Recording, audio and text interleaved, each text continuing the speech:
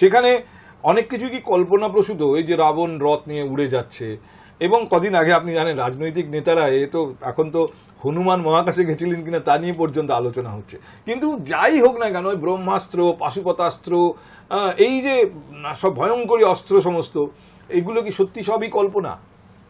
না দেখুন, কিছু অন্যরকম ছিল, কিন্তু যে আপনার দেখবেন যখনই যত সময় পেরোতে থাকে তত অতীত গর্বটার মধ্যে একটু একটু করে পরত চাপতে থাকে আর কি, অ্যাম্পলিফাইড হয় পুরো। হ্যাঁ হ্যাঁ হ্যাঁ, এটা মানুষের চরিত্রের মধ্যেই আছে।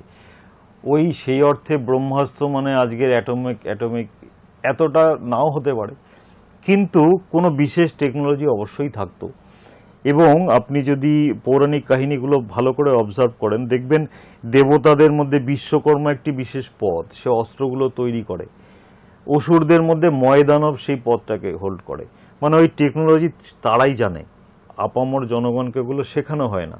আপনি কাহিনীগুলো দেখবেন যে কোনো বড় অস্ত্রের দরকার হলেই শিবের তপস্যা করতে চলে গেল, পাশুপত অস্ত্র পাবে, বিষ্ণুর কাছে চলে গেল, নারায়ণ অস্ত্র পাবে। তার মানে ওই অস্ত্রগুলোর মধ্যে কিছু অন্য টেকনোলজি ছিল, মানে যেটা সেই সময়ের গড়পড়তা অস্ত্রের থেকে একটু আলাদা ক্যাটাগরিতে হবে আর কি।